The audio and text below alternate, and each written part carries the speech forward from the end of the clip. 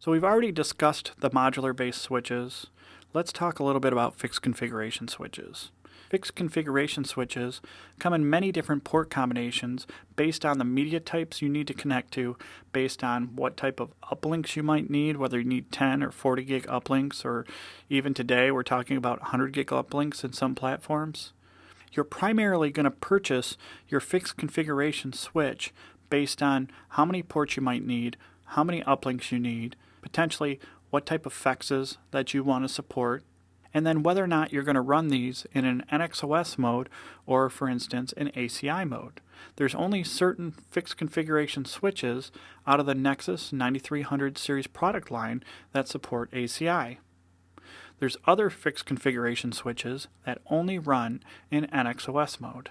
As you'll notice, there are certain fixed configuration switches that have the uplink ports built into them, and then there's other fixed configuration switches like the 93128 and the 9396 where you buy expansion modules for your uplink ports.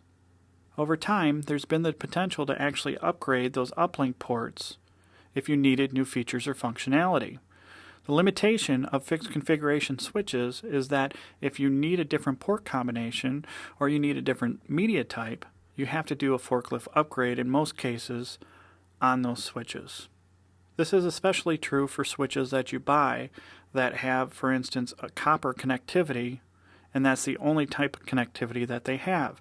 If you have an SFP port, then you can sometimes change the transceiver and get a different media type, but you can't necessarily always upgrade the speed of the switch. With all that being said, there are other fixed configuration switches in the portfolio. There's a Nexus 6000 series switches that come in a 6004 and a 6001. The 6004 actually comes with several expansion slots where you can buy different expansion cards to put in there based on your port requirements.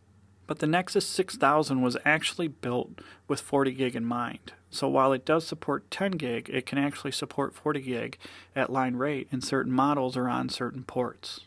You may already be familiar with the Nexus 5000 series portfolio. It's been pretty popular over the last few years and has quite an install base. We've actually seen the 6000 portfolio actually become part of the 5000 portfolio, so that's why the Nexus 5696 looks a lot like a Nexus 6004. Once again, I'm going to buy the Nexus 5000 based on my port requirements. If I need a certain number of ports, if I need a certain speed of ports, if I need a certain media type, if I need unified ports, I would buy the 5672 UP, and that gives me 16 unified ports to be able to use any way that I want to. So these are things to be conscious of as they're asking you questions about switches, which ones support unified ports, how many FEXs do they support, which one has 40 gig uplinks. Things like that are what they're going to ask you questions about, along with the features and functionality that they support. So for instance, the Nexus 5000 supports native fiber channel with our unified ports, whereas the Nexus 9000 supports FCOE, but only in Ethernet format, meaning that I can take converged Ethernet into a 9000, but I can only communicate between a 9000 and an MDS over FCOE, not over native fiber channel. The last fixed configuration switch portfolio we'll look at is the Nexus 3000. The Nexus 3000 basically has two different functions. One is that it's actually a very cost-effective data center switch, depending upon what your needs are. The other one is it's actually the lowest latency switch out on the market, with some of the 3500 series switches that can take advantage of our warp technology. A lot of times these switches are actually used in high-frequency trading in specialized environments.